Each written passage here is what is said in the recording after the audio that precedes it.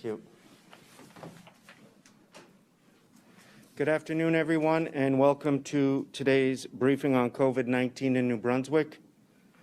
Bon après-midi, tout le monde, et bienvenue à cette mise à jour sur le COVID-19 au Nouveau-Brunswick. Les porte-paroles aujourd'hui sont le médecin hygiéniste en chef, le Dr. Jennifer Russell, et l'honorable Dorothy Shephard, Minister de la Santé. Speaking on behalf of the province today are Dr. Jennifer Russell, the province's Chief Medical Officer of Health, and the Honorable Dorothy Shephard, Minister of Health. Dr. Russell.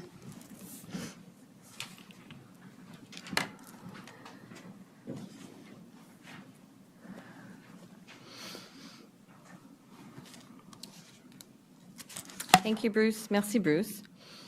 Bon après-midi à toutes et à tous. Good afternoon, everyone. I know everyone is anticipating that we will soon be moving to the yellow alert level in our provincial recovery plan. The Playhouse Theatre in Fredericton has put this on their marquee, and I drove by it the other day. It says, "Be patient, we're waiting for yellow." Good things do come to those who wait. La décision du cabinet a été faite au niveau de l'alerte jaune pour tout le Nouveau-Brunswick si tout demeure stable. Et ça, c'était la recommandation de la santé publique. Et ça passerait à la phase d'alerte jaune à minuit dimanche soir. Cette décision du cabinet est basée sur notre tendance à la baisse positive du nombre de cas de COVID-19 qui se poursuit dans ces zones et l'évaluation du risque continue menée par santé publique. Mais je me préoccupe du nombre à la hausse cas actifs dans la région de Miramichi. Santé publique surveille donc la situation de près. S'il y a un changement important au cours de la fin de semaine, nous reverrons la décision, mais pour l'instant, la région de Miramichi passera en phase jaune avec le reste de la province. Cabinet decided that based on public health recommendations, the entire province of New Brunswick would move to the yellow alert level on Sunday at midnight, with the caveat that everything remains stable. This is based on our continued positive trajectory of declining COVID-19 cases in these zones and public health's assessment of ongoing risk. I am concerned about the rising number of active cases in the Miramichi region, and public health is monitoring the situation very, very closely. There is a significant change. If there is a significant change, rather, over the weekend, we will revisit the decision. We have a lot of test results that we'll be waiting for the results back. And as of right now, the Miramichi region would move to the yellow phase along with the rest of the province. But again, we're going to be watching very, very closely this weekend with respect to all the testing that's being done and the results of those tests.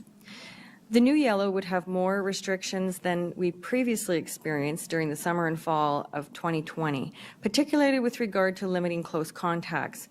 These restrictions are required because the COVID-19 virus is still with us and is changing all the time. And as you know, in the Miramichi right now, in Zone 7, we did confirm that the variant is there. We got the results back from the National Microbiology Laboratory. So we all must remain vigilant and continue to follow public health guidance and advice. Our case numbers do remain low. We're going in the right direction, and moving all of New Brunswick to the yellow alert level would be a significant achievement. And obviously, I'm very proud of all the work that New Brunswickers have been doing to get us to this point. We literally could not have done it without you. And our case numbers continue to trend in the right direction, but public health is ready to act very quickly when and where necessary. And as I mentioned, we remain very concerned about the new cases in Miramichi, and several of these cases, as I mentioned, are confirmed to be the UK variant of the COVID-19 virus, which spreads much more quickly and easily than the original version. Nous offrons maintenant le dépistage massif aux résidents asymptomatiques de la région de Miramichi. La clinique sans rendez-vous se poursuit aujourd'hui jusqu'à 19h à l'école l'intermédiaire Dr. Losier Middle School, 124 rue Henderson à Miramichi. Santé publique ajoute une autre clinique de dépistage pour les clients asymptomatiques de la région de Miramichi, au même endroit de 11h à 19h, demain, le samedi. Les tests sont administrés selon le principe du premier arrivé, premier servi. On n'a pas besoin de rendez-vous. Les personnes sans symptômes n'ont pas besoin de s'isoler en attendant d'avoir le résultat, sauf si Santé publique leur conseille de le faire. Et les gens qui ont des symptômes devraient se faire tester dans un centre d'évaluation. Il suffit d'appeler le 811 ou de remplir le formulaire en ligne. We are now offering mass testing for asymptomatic residents of the Miramichi area, and the walk-in clinic continues today until 7 p.m. at the Dr. Logier Middle School, 124 Henderson Street in the Miramichi. Public Health is adding an extra testing clinic for asymptomatic people in the Miramichi area tomorrow, and the same location from 11 a.m. to 7 p.m. These tests are being done on a first-come, first-served basis with no appointment required. People without symptoms do not need to self-isolate while awaiting results unless advised to do so by Public Health. Those who have symptoms should get tested in an assessment center by calling 811 or filling in the online form. I encourage everyone in the Miramichi area to take advantage of this opportunity to assist us in limiting the further spread of the COVID-19 virus. Now, if you've traveled in or out of that area and you have symptoms, I encourage you to get tested also. Aujourd'hui, il y a 4 nouveaux cas confirmés de COVID-19 au Nouveau-Brunswick. Il y a 3 nouveaux cas dans la zone 7, soit la région de Miramichi. Dans la zone 3, soit la région de Fredericton et de la vallée de la rivière Saint-Jean, il y a un nouveau cas. Il y a maintenant 33 cas actifs de COVID-19 dans la province. 3 personnes ont été hospitalisées, dont 2 aux soins intensifs. Today, there are 4 new confirmed cases of COVID-19 in New Brunswick. In Zone 7, which is the Miramichi region, there are 3 new cases. In Zone 3, which is the Fredericton area and the St. John River Valley, there is 1 new case. There are now 33 active cases of COVID-19 in the province. 3 individuals have been hospitalized, of which 2 require intensive care. Please keep all of these fellow New Brunswickers in your thoughts and your prayers as you go about your day. I'd like to take a moment to recognize the work of New Brunswick pharmacists. March is Pharmacist Awareness Month, and I'd like to thank all the pharmacists working in our province for their efforts and the efforts they make to keep us all healthy, safe, and well-informed. For many years, pharmacists have played a key role in our annual influenza vaccination campaign. In the weeks ahead, we will be looking to them again to help us vaccinate as many New Brunswickers as possible against COVID-19. Our vaccine strategy will continue to shift to meet changing conditions. Il y a 2 semaines, nous avons annoncé que nous prévoyons vacciner autant de Néo-Brunswickois vulnérables que possible, et ce, aussi rapidement que possible. Notre plan, c'était de reporter la seconde dose de vaccin jusqu'à 90 jours dans le cas de certaines personnes présentent moins de risques. Cette semaine, le Comité consultatif national sur l'immunisation, qui donne des directives fondées sur des données probantes au gouvernement sur la stratégie d'immunisation, a émis de nouveaux conseils sur le vaccin contre le COVID-19. 2 weeks ago, we announced our plan to vaccinate as many vulnerable New Brunswickers as we can, as quickly as we can. Our plan called for a delay of up to 90 days for some lower-risk recipients to receive the second dose of the vaccine. This week, the National Advisory Council on Immunization, which provides evidence-based guidance to governments on immunization strategy, issued new advice on the COVID-19 vaccine, and the Council has determined that a gap of up to 120 days between the first and second dose of the vaccine is scientifically sound. This change, which is already being implemented in British Columbia and Manitoba, would enable us to get the COVID-19 vaccine into the arms of even more New Brunswickers in the weeks ahead. We will be revisiting our immunization rollout plan based on this guidance and going to Cabinet next week with a revised plan. The other change we are now seeing is in the vaccine supply. Shipments of several vaccines are expected to ramp up significantly in the next month. En mars, le Nouveau-Brunswick recevrait ses premières livraisons du vaccin d'AstraZeneca, dont l'utilisation a été approuvée récemment au Canada. Le vaccin d'AstraZeneca a l'avantage de ne pas demander un entreposage à des températures extrêmement froides, comme le vaccin à base ARNM de Pfizer ou les températures de congélateur nécessaires aux produits de Moderna. Cela nous permettra d'élargir la portée de notre campagne de vaccination. During March, New Brunswick will receive its first shipments of the AstraZeneca vaccine, which has recently been approved for use in Canada. The AstraZeneca vaccine has the advantage of not requiring ultra-cold storage like the Pfizer mRNA vaccine or freezer temperatures needed for the Moderna product. So this will allow us to broaden the scope and reach of our vaccine campaign. Vaccines are coming and will be available to everyone who wants one. With this new guidance on delaying the second dose and a steady supply of vaccines, it is my hope that we will be able to provide at least one dose to every New Brunswicker before summer begins. In the meantime, I ask for your continued patience. We do get a lot of questions about where people fall in the vaccine rollout, but again, if everybody is patient, we can tell you exactly that everyone will get a vaccine, at least one dose, prior to the end of June. Like everything else associated with this pandemic, the vaccine rollout process is challenging, but we will get there. We have now spent a full year on this COVID-19 roller coaster. The constant and dizzying changes in direction, with hope one day and sorrow the next, and hope again the day after that, have left many of us feeling weary and depleted. COVID fatigue is real no matter where you live, in this province, other provinces, other countries. And the impact that the COVID-19 pandemic is having on our mental health is profound, and it's not always easy to spot. The effect can be cumulative and may sneak up on you when you're not expecting it. Perhaps you've been having trouble sleeping, maybe you want to sleep all the time. You may feel weepy, emotional, without a clear notion of precisely why you feel this way. And you might find yourself feeling anxious, troubled, and alone. And trust me, you are not alone. Be aware that these signs in yourself and those around you. Reach out for help when you need it, because help is available to you. Check in with the people that you care about. Let them know it's okay to not be okay, and encourage them to talk about their feelings and to seek help when required. We have come so far, and the finish line is just over the horizon, but the journey is not over. So please look after yourselves and look after each other. We do need to prop one another up and give each other hope right now. We will get through this together. Nous avons parcouru bien du chemin, mais ce n'est pas fini. Prenez donc soin de vous et prenez soin l'un des autres. Nous avons besoin de nous soutenir et de nous donner espoir. Nous arriverons à traverser cette situation ensemble. Thank you. Merci.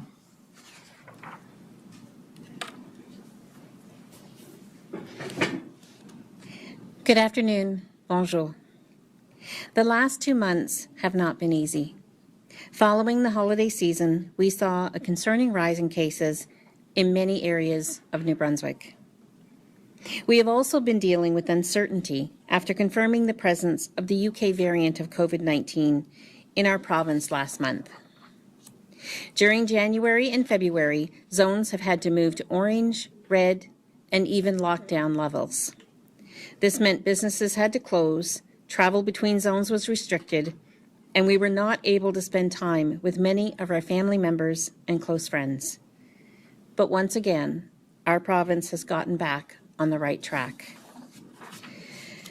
New Brunswickers have done what was required to control outbreaks and slow the spread of COVID-19 by following the guidance of public health. Last week, we explained that if the spread of the virus remained under control, the entire province would move to the yellow alert level at the end of the day this Sunday, March 7th. COVID Cabinet and Cabinet decisions determined we will be moving to the yellow level on Sunday night at midnight. However, we are seeing an increased number of new cases in Zone 7, the Miramichi region, and we are monitoring this situation closely. We are doing extensive testing right now. If there is a significant change, we will revisit the decision, but currently, as of now, Zone 7 is scheduled to move to yellow along with the rest of the province on Sunday. I want to remind you that yellow looks a bit different now than it did the last time we were in this alert level. The new rules of yellow include a steady 15, which means your household bubble can increase your steady 10 by 5 additional contacts who may live in different zones. You may spend time in public with these contacts, including dining out in restaurants. Sports teams will be allowed to play within their league across zones following their operational plan. Tournaments or larger events within a zone may also be permitted, subject to approval of the plan. Formal indoor gatherings will be permitted with an operational plan in place as long as the venue is at 50% capacity or less, and physical distance can be maintained along with mask use. Formal and informal outdoor gatherings of 50 or fewer people will be permitted with physical distancing in place. The other rules previously associated with yellow have remained the same. You can find a full list of these guidelines at gnb.ca/coronavirus under Recovery Plan. While the website outlines the rules that are in place right now, we expect that they will continue to change, and public health restrictions will loosen as more people are vaccinated. As Dr. Russell mentioned, March is Pharmacist Appreciation Month, and I would also like to take a moment to thank New Brunswick pharmacists for the important work they have done throughout the pandemic. They have played a pivotal role in helping to administer flu shots to New Brunswickers in communities across the province, and by ensuring residents have had access to the medications they require. We are working closely with pharmacists now as we move forward with our vaccination rollout plan. We will have more details very soon about the role pharmacists and other healthcare partners will play as we continue to make COVID-19 vaccinations available to more people. I am pleased that the AstraZeneca vaccine has been approved by Health Canada and will soon be available in New Brunswick. We expect to receive 10,000 doses of the AstraZeneca vaccine in the month of March. This additional vaccine means we are looking at our vaccine rollout plan once again and considering adjustments so we can vaccinate more New Brunswickers in a shorter time frame.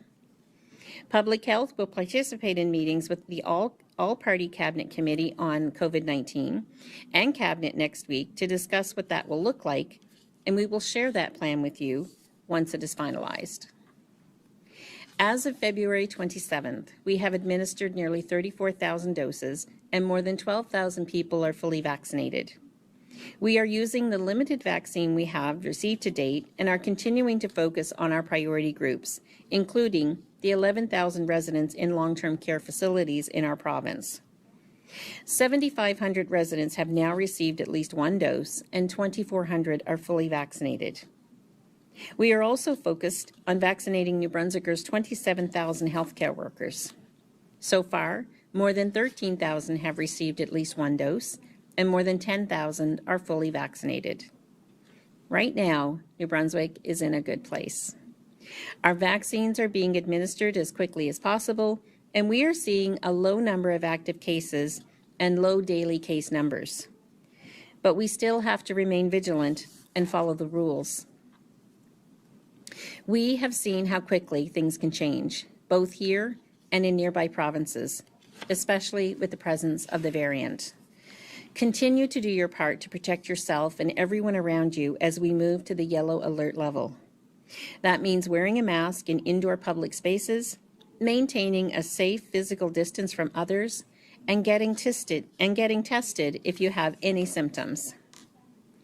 If you live in Zone 7, the Miramichi region, please take Dr. Russell's advice and get tested today or tomorrow, even if you aren't currently experiencing symptoms. Contact tracing at this point appears to indicate the cases in Zone 7 are linked and the contacts have been notified. But with the presence of the UK variant, we want to be sure that no additional people have been exposed, and conducting mass testing will help us make that determination. I'm proud of all New Brunswickers for doing their part to keep the virus under control as quickly as possible. Let's all show the world that New Brunswick continues to be a leader in the fight against COVID-19. Thank you. Merci.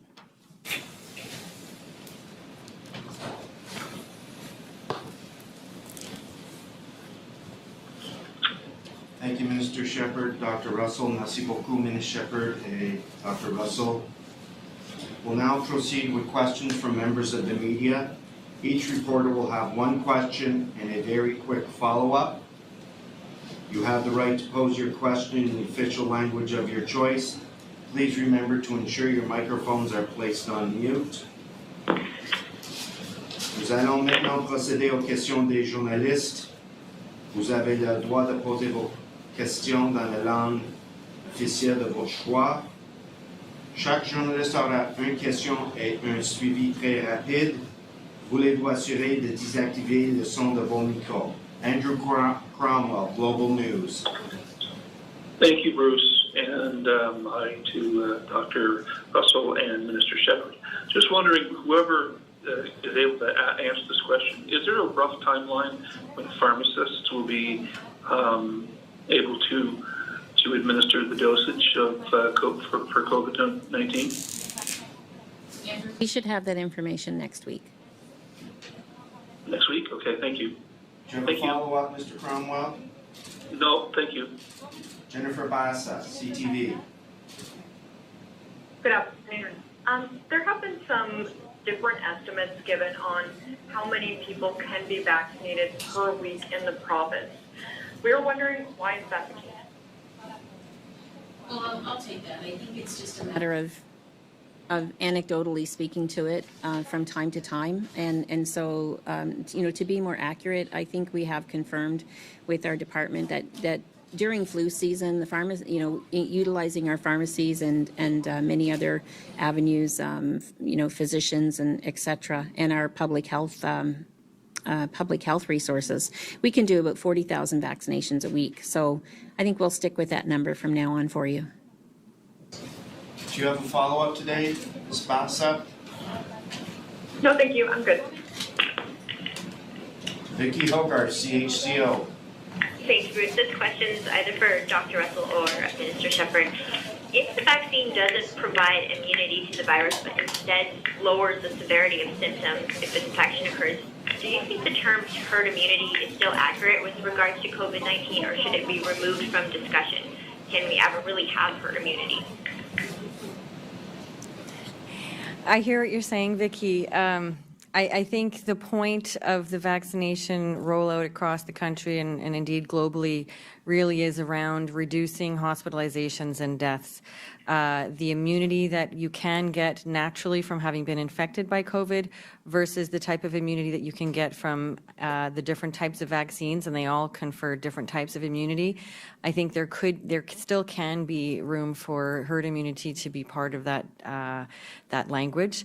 But again, we will be closely watching what happens over the next several months as the variants of concern play a role in continued transmission. And indeed, in some provinces in Canada already, 30% of the cases are already variants of concern at this point in time. So I think the trajectory of how quickly we can get people vaccinated with one dose and trying to stay ahead of the variants in terms of outbreaks and again, trying to protect our vulnerable populations is our priority at this point in time. Ms. Hogarth, do you have a follow-up today? Yes, I'm just wondering if out-of-province family members or property owners will be permitted in New Brunswick with a 14-day quarantine plan in the new level, the yellow level. We're not going there yet. That will be a further development later as we proceed through the variant. Jean-Philippe Hughes, Radio-Canada. Oui, ma question est pour la docteure Russell. Hier, le Premier ministre parlait d'une vaccination à la population en général à partir probablement du mois de juin. Avec l'autorisation aujourd'hui du vaccin de Johnson & Johnson, est-ce que vous pensez que ça pourrait encore accélérer la vaccination de la population en général?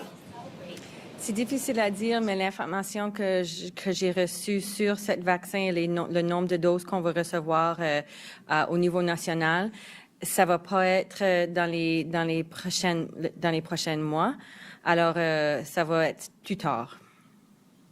Monsieur Hughes, as-tu un suivi? Oui. Hier, dans la clinique de dépistage massif à Miramichi, il y a environ 500 personnes qui ont été dépistées. Est-ce qu'aujourd'hui, ces 500 personnes, on a les résultats compris dans les cas que vous nous annoncez? Il y a des tests qui ne sont pas encore traités. Alors, hier, on a fait en total 900 dépistages, environ 500, 700 quelque chose pour les gens qui étaient asymptomatiques et environ 200 pour les gens qui avaient des symptômes. Et alors, en total, c'était 900 dépistages. et échantillons. Et les résultats qu'on a reçus, qu'on a annoncés aujourd'hui, ça inclut probablement entre 200 et 300 de ces tests. Alors, les autres résultats, au fur et à mesure qu'on les aura, les résultats de ceux qu'on n'a pas eu hier, ça serait ce soir qu'on on va les recevoir. Et ceux d'aujourd'hui, ça va être demain. Et ceux de demain, ça va être dimanche. Merci. Merci, M. Hughes. Simon Delatte, l'Acadie Nouvelle. Oui, ma question est pour la Dr. Jennifer Russell. Je voudrais savoir si, suite à ce passage en phase orange, on peut espérer par la suite un relâchement des règles aux frontières, notamment avec le Québec et la Nouvelle-Écosse, et à partir de quand?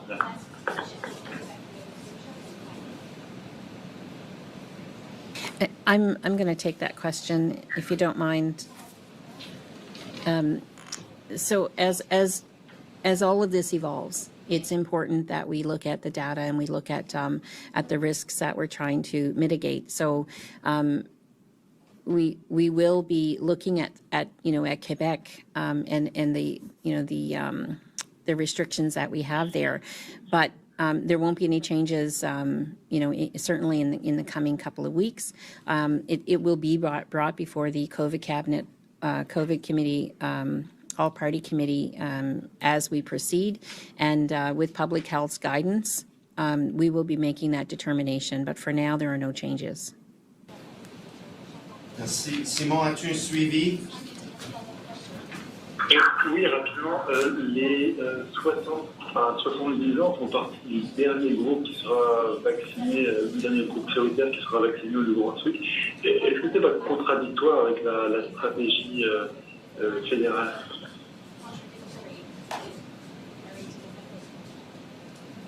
So we have always said that our vaccination strategy is based on supply and in consultation with public health, and presenting it to the COVID cabinet, all-party committee, and cabinet.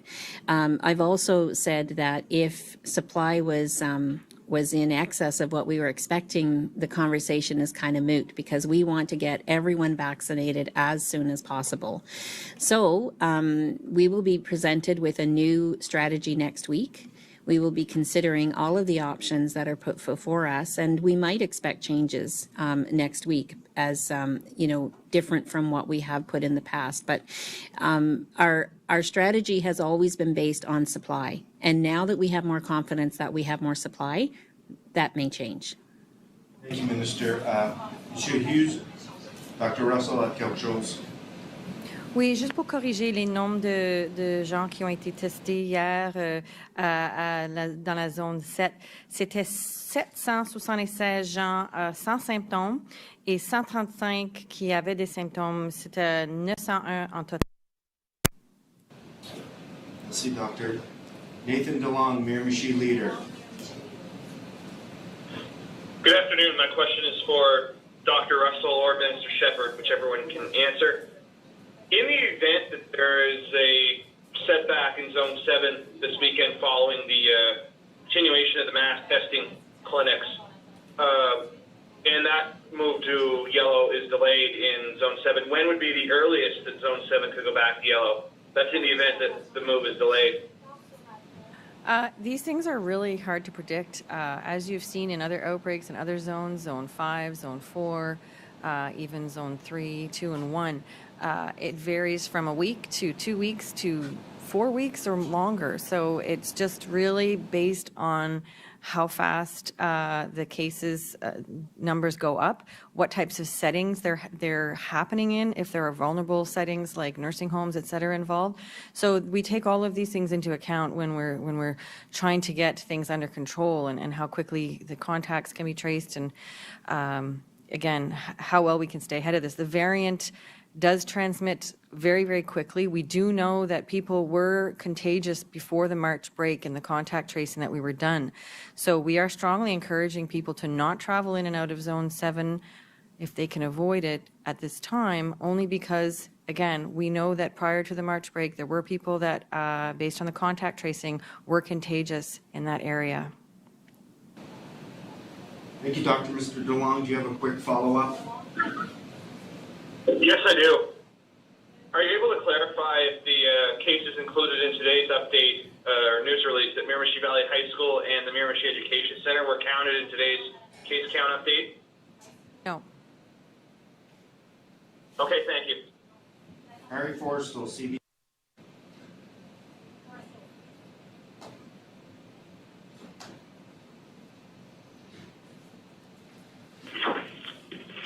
Thank you, Bruce.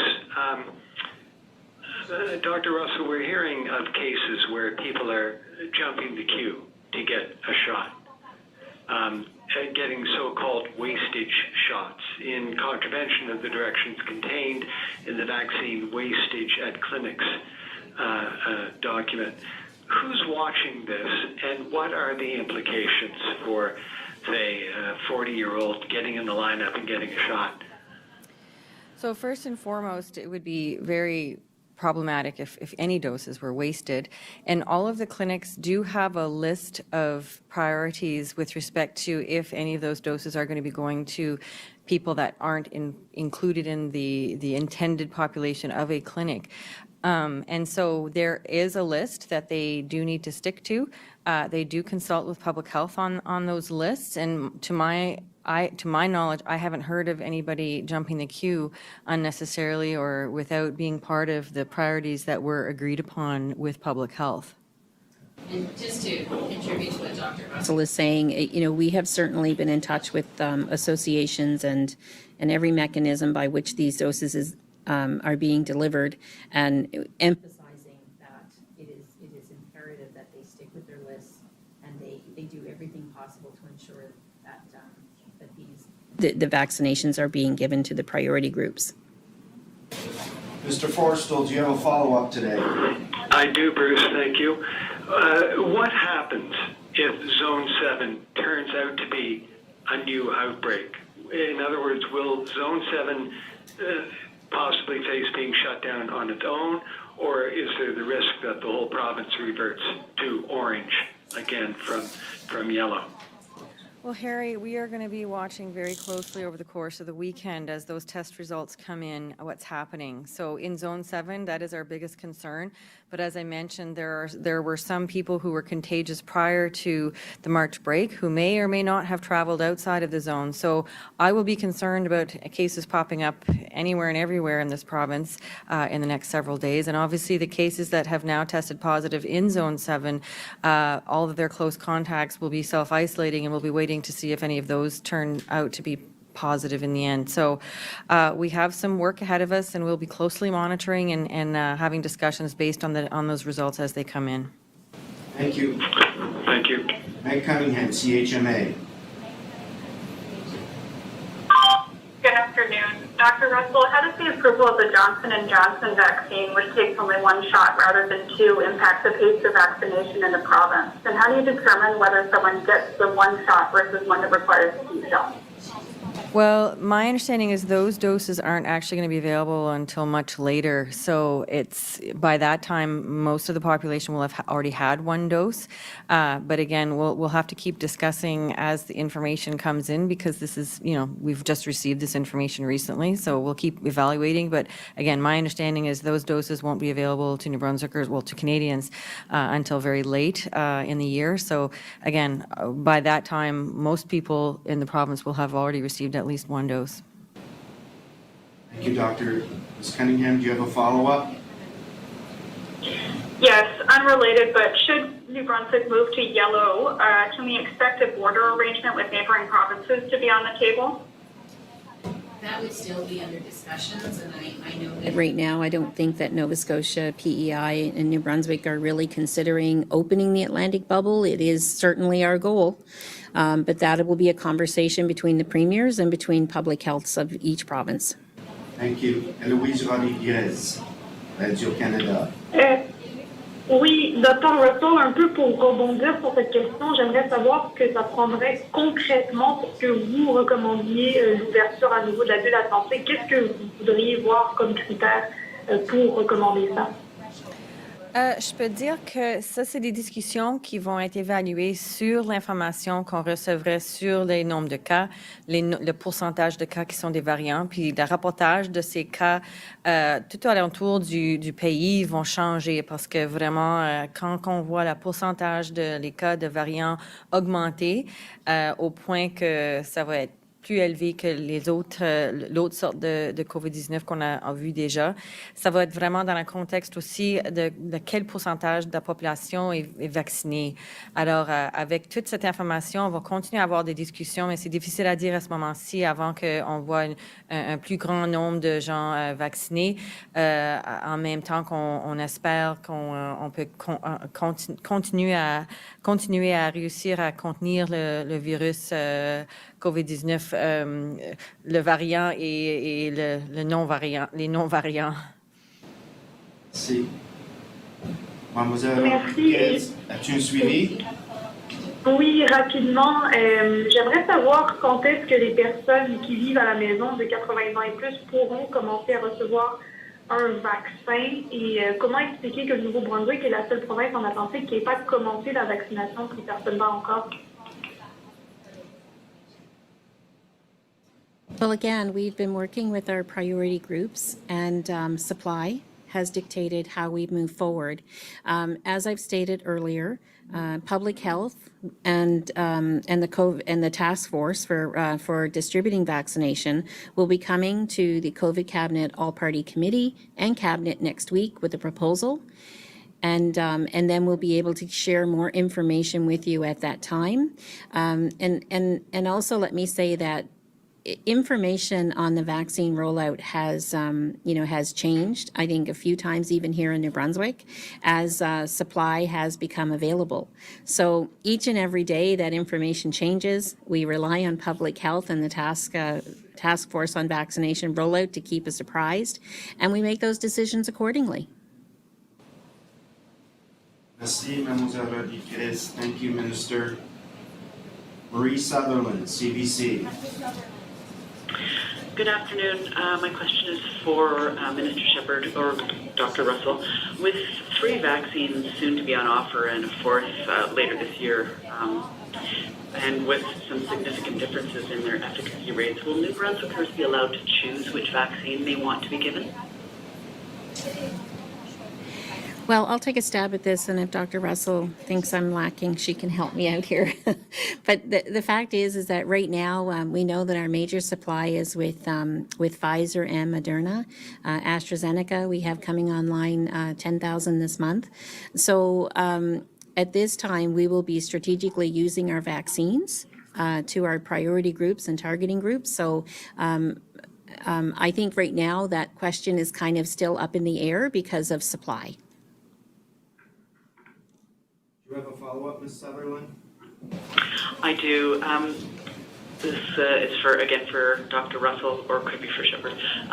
2 weeks ago, Public Health confirmed a 5th case of the variant, but to my knowledge, we've not yet heard which zone it was identified in. We've identified the zone all of the other variant cases were found in. So I'm just wondering why we're not being told where this 5th case was found. Not sure why it hasn't been publicly stated, but it is Zone 7. Thank you. Tom Bateman, Brunswick News. Good afternoon to you both. First, and kind of building off that last answer, maybe, what is the origin of the Zone 7 outbreak or cluster of cases? Travel related. Can you say travel from where? That's the information that I've been provided, so that's what I'm providing to you at this moment. That's what I have been told. Do you have a follow-up, Mr. Bateman? Yes, I do. I'll not ask about the rollout of the vaccine plan until next week, but I wonder if either of you can speak to how you and your colleagues are being lobbied or petitioned in one way or another by various groups, kind of looking at prioritization or reprioritization. Now there's more latitude or supply in vaccines. I can see, how many people would put their hands up to be considered, for this wider supply. Thanks. I can share that there has been some, but in all honesty, it's been extremely respectful. There has been, questions about,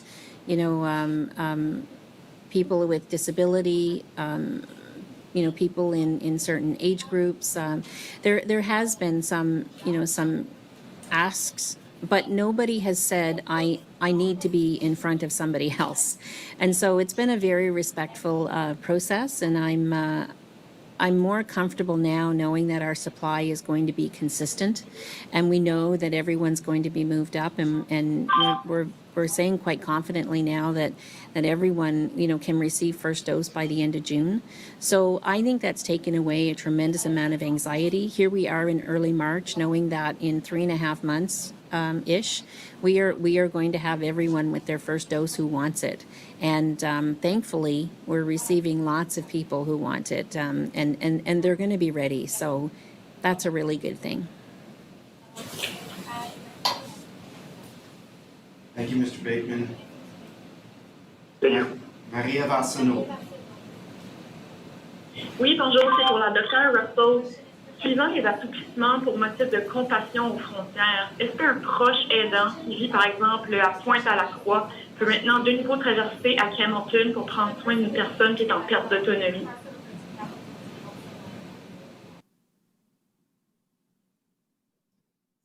Applications can be done through public safety with requests for compassionate visitation.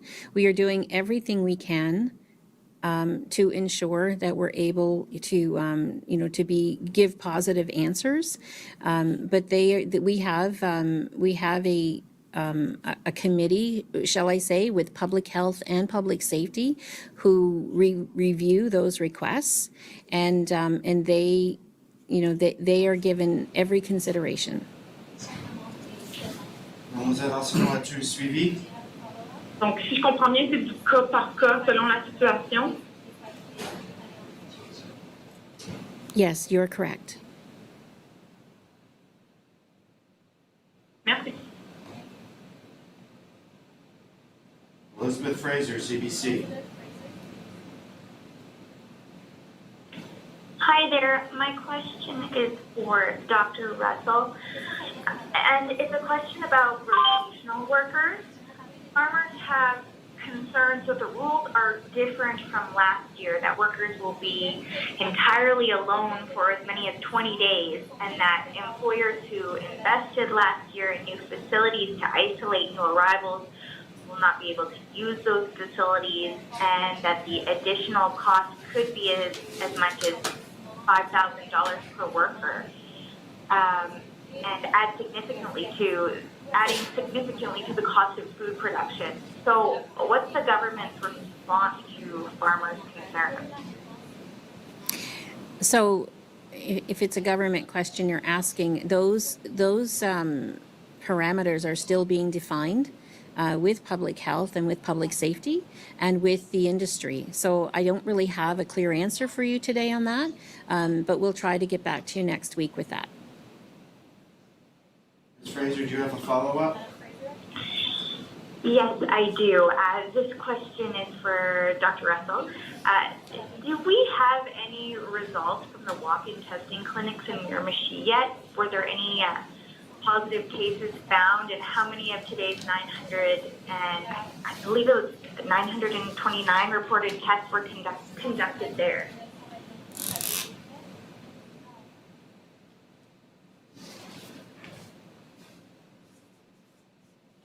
So yesterday we did 776 asymptomatic tests, 135 at the assessment center for a total of 901. But my understanding is the results so far are less than, we haven't gotten results for all of them. We'll get all of them tonight, but the ones we got back so far were negative.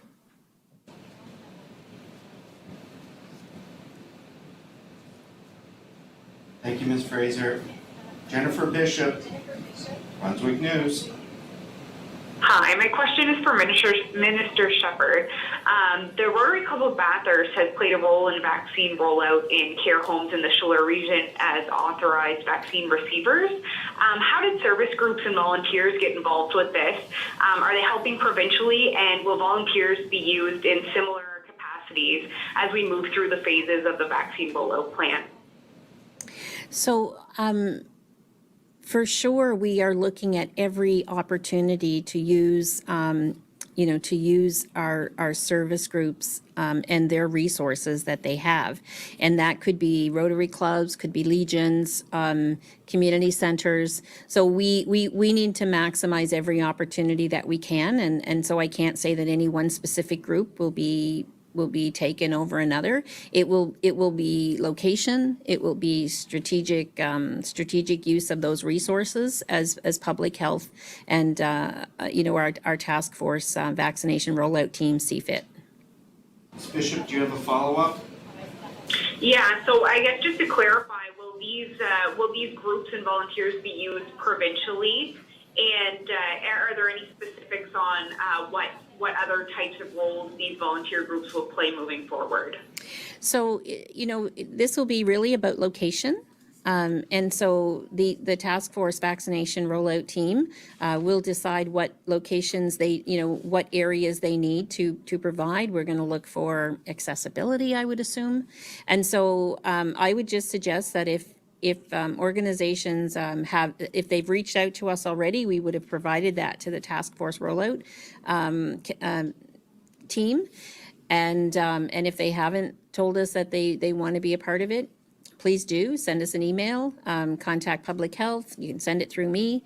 We will make sure that the team knows about it. Not every place is going to be selected, of course. It will be about, strategically choosing resources that we need at any given time during the vaccine rollout.